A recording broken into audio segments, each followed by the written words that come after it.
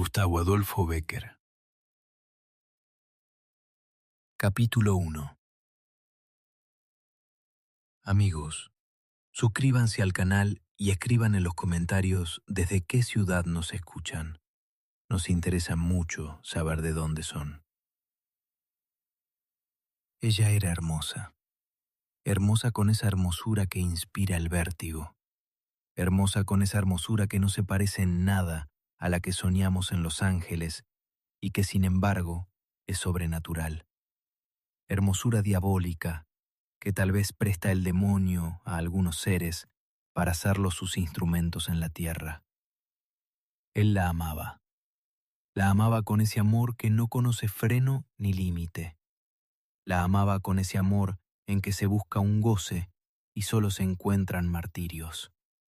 Amor que se asemeja a la felicidad y que no obstante, diríase que lo infunde el cielo para la expiación de una culpa. Ella era caprichosa y extravagante, como todas las mujeres del mundo. Él, supersticioso y valiente, como todos los hombres de su época. Ella se llamaba María Antúnez, él, Pedro Alonso de Orellana. Los dos eran toledanos, y los dos vivían en la misma ciudad que los vio nacer. La tradición que refiere esta maravillosa historia, acaecida hace muchos años, no dice nada más acerca de los personajes que fueron sus héroes. Yo, en mi calidad de cronista verídico, no añadiré ni una sola palabra de mi cosecha para caracterizarlos. Mejor. Capítulo 2. Él la encontró un día llorando y la preguntó: ¿por qué lloras? Ella se enjugó los ojos, lo miró fijamente, arrojó un suspiro y volvió a llorar. Pedro, entonces acercándose a María, le tomó una mano, apoyó el codo en el pretil árabe desde donde la hermosa miraba pasar la corriente del río, y tornó a decirle: ¿por qué lloras? El Tajo se retorcía gimiendo al pie del mirador, entre las rocas sobre las que se asienta la ciudad imperial. El sol trasponía los montes vecinos. La niebla de la tarde flotaba como un velo de gasa azul, y solo el monótono ruido del agua interrumpía el alto silencio. María exclamó: «No me preguntes por qué lloro, no me lo preguntes, pues ni yo sabré contestarte ni tú comprenderme. Hay deseos que se ahogan en nuestra alma de mujer, sin que los revele más que un suspiro. Ideas locas que cruzan por nuestra imaginación, sin que ose formularlas el labio. Fenómenos incomprensibles de nuestra naturaleza misteriosa que el hombre no puede ni aún concebir. Te lo ruego, no me preguntes la causa de mi dolor.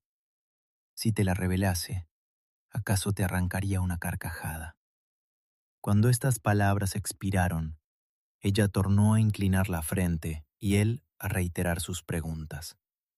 La hermosa, rompiendo al fin su obstinado silencio, dijo a su amante con voz sorda y entrecortada: «Tú lo quieres. Es una locura que te hará reír, pero no importa. Te lo diré, puesto que lo deseas. Ayer estuve en el templo. Se celebraba la fiesta de la Virgen. Su imagen, colocada en el altar mayor sobre un escabel de oro, resplandecía como un ascua de fuego. Las notas del órgano temblaban, dilatándose de eco en eco por el ámbito de la iglesia, y en el coro los sacerdotes entonaban el Salve Regina.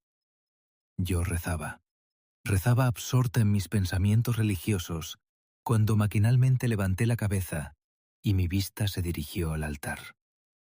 No sé por qué mis ojos se fijaron, desde luego, en la imagen.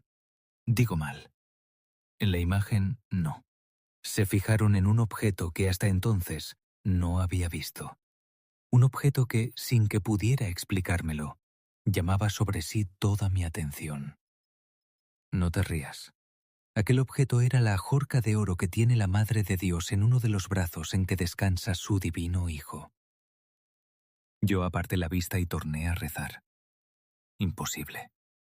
Mis ojos se volvían involuntariamente al mismo punto. Las luces del altar, reflejándose en las 1000 facetas de sus diamantes, se reproducían de una manera prodigiosa. Millones de chispas de luz rojas y azules, verdes y amarillas, volteaban alrededor de las piedras como un torbellino de átomos de fuego, como una vertiginosa ronda de esos espíritus de las llamas que fascinan con su brillo y su increíble inquietud. Salí del templo, vine a casa, pero vine con aquella idea fija en la imaginación.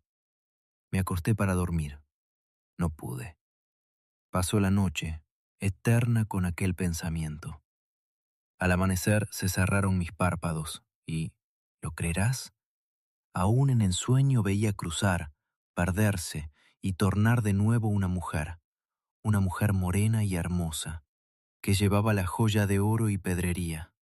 Una mujer, sí, porque ya no era la Virgen que yo adoro y ante quien me humillo. Era una mujer, otra mujer como yo, que me miraba y se reía mofándose de mí. ¿La ves?, parecía decirme, mostrándome la joya. ¿Cómo brilla? Parece un círculo de estrellas arrancadas del cielo de una noche de verano. ¿La ves? Pues no es tuya. No lo será nunca. Nunca. Tendrás acaso otras mejores, más ricas, si es posible. Pero esta, que resplandece de un modo tan fantástico, tan fascinador, nunca, nunca. Desperté, pero con la misma idea fija aquí, entonces como ahora, semejante a un clavo ardiendo, diabólica, incontrastable, inspirada sin duda por el mismo Satanás. ¿Y qué? Calas, calas y doblas la frente. ¿No te hace reír mi locura? Pedro, con un movimiento convulsivo, oprimió el puño de su espada, levantó la cabeza, que, en efecto, había inclinado, y dijo con voz sorda: «¿Qué virgen tiene esa presea?» «La del sagrario», murmuró María. «La del sagrario», repitió el joven con acento de terror. «La del sagrario de la catedral». Y en sus facciones se retrató un instante el estado de su alma, espantada de una idea. «Ah, ¿por qué no la posee otra virgen?», prosiguió con acento enérgico y apasionado. «¿Por qué no la tiene el arzobispo en su mitra, el rey en su corona o el diablo entre sus garras? Yo se la arrancaría para ti, aunque me costase la vida o la condenación. Pero a la Virgen del Sagrario, a nuestra santa patrona, yo que he nacido en Toledo, imposible, imposible». «Nunca», murmuró María con voz casi imperceptible. «Nunca». Y siguió llorando. Pedro fijó una mirada estúpida en la corriente del río. En la corriente, que pasaba y pasaba sin cesar ante sus extraviados ojos, quebrándose al pie del mirador, entre las rocas sobre las que se asienta la ciudad imperial. Capítulo 3. La Catedral de Toledo. Figuraos un bosque de gigantescas palmeras de granito que, al entrelazar sus ramas, forman una bóveda colosal y magnífica, bajo la que se guarece y vive, con la vida que le ha prestado el genio, toda una creación de seres imaginarios y reales. Figuraos un caos incomprensible de sombra y luz, en donde se mezclan y confunden con las tinieblas de las naves los rayos de colores de las ojivas, donde lucha y se pierde con la oscuridad del santuario el fulgor de las lámparas.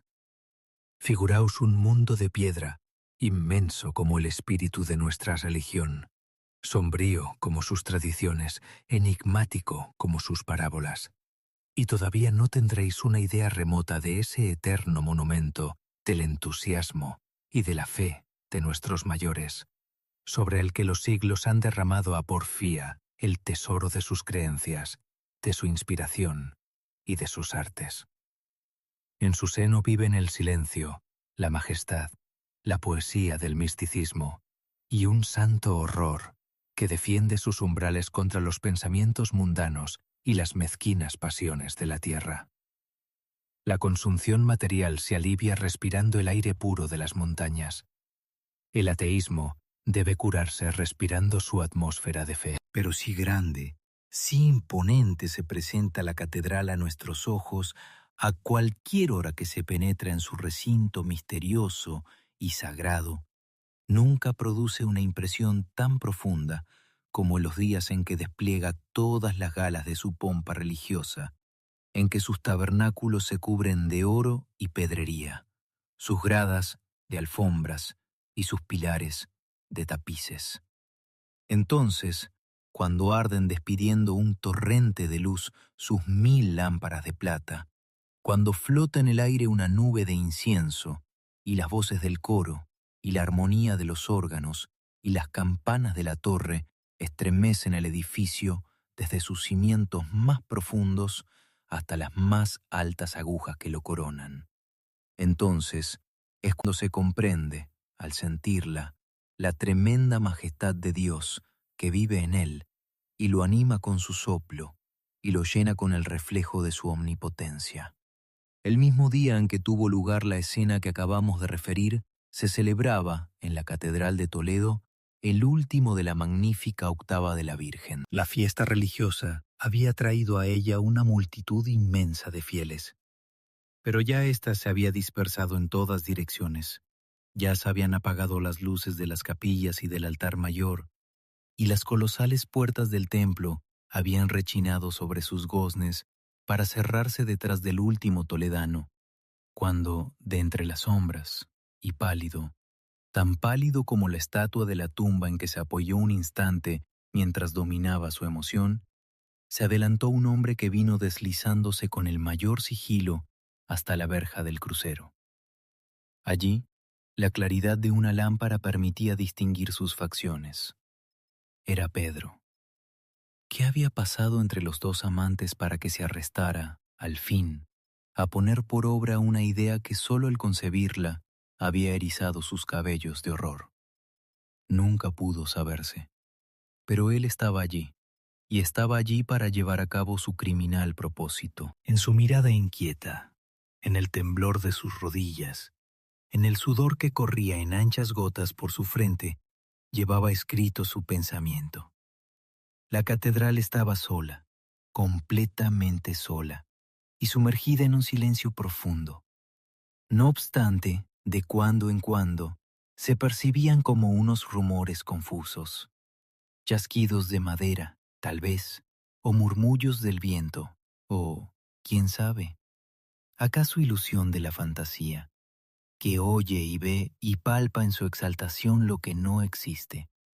Pero la verdad era que, ya cerca, ya lejos, ora a sus espaldas, ora a su lado mismo, sonaban como sollozos que se comprimen, como roce de telas que se arrastran, como rumor de pasos que van y vienen sin cesar. Pedro hizo un esfuerzo para seguir en su camino. Llegó a la verja y siguió la primera grada de la capilla mayor. Alrededor de esta capilla están las tumbas de los reyes, cuyas imágenes de piedra, con la mano en la empuñadura de la espada, parecen velar noche y día por el santuario, a cuya sombra descansan por toda una eternidad. «Adelante», murmuró en voz baja, y quiso andar, y no pudo. Parecía que sus pies se habían clavado en el pavimento. Bajó los ojos, y sus cabellos se erizaron de horror. El suelo de la capilla lo formaban anchas y oscuras losas sepulcrales. Por un momento creyó que una mano fría y descarnada lo sujetaba en aquel punto con una fuerza invencible.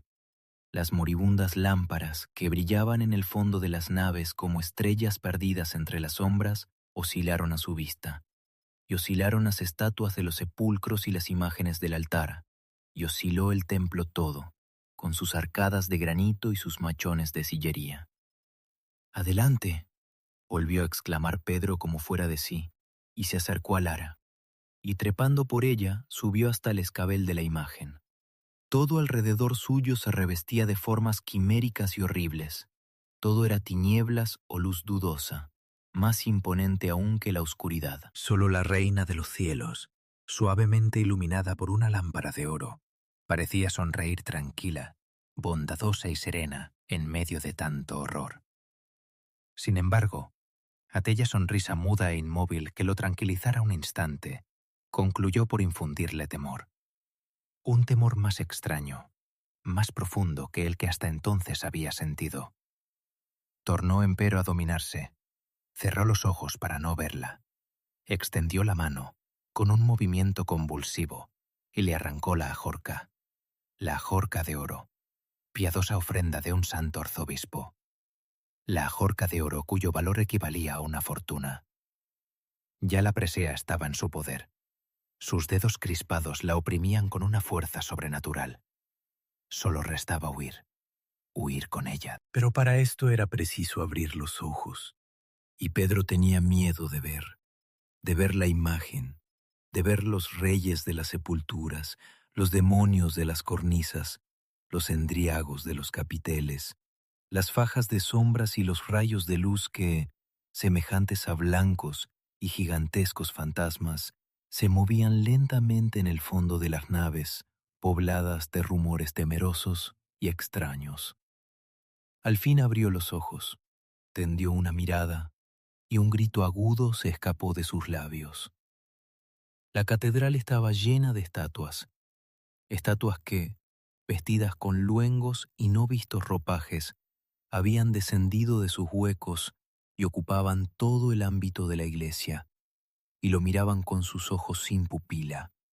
Santos, monjes, ángeles, demonios, guerreros, damas, pajes, cenobitas y villanos se rodeaban y confundían en las naves y en el altar. A sus pies oficiaban, en presencia de los reyes, de hinojos sobre sus tumbas, los arzobispos de mármol que él había visto otras veces inmóviles sobre sus lechos mortuorios, mientras que, arrastrándose por las losas, trepando por los machones, acurrucados en los doseles, suspendidos en las bóvedas, ululaba, como los gusanos de un inmenso cadáver, todo un mundo de reptiles y alimañas de granito, quiméricos, deformes, horrorosos. Ya no pudo resistir más. Las sienes le latieron con una violencia espantosa. Una nube de sangre oscureció sus pupilas. Arrojó un segundo grito, un grito desgarrador y sobrehumano, y cayó desvanecido sobre el ara. Cuando al otro día los dependientes de la iglesia lo encontraron al pie del altar, tenía aún la ajorca de oro entre sus manos, y, al verlos aproximarse, exclamó con una estridente carcajada: «¡Suya! ¡Suya!». El infeliz estaba loco. Amigos, suscríbanse al canal y escriban en los comentarios desde qué ciudad nos escuchan. Nos interesa mucho saber de dónde son.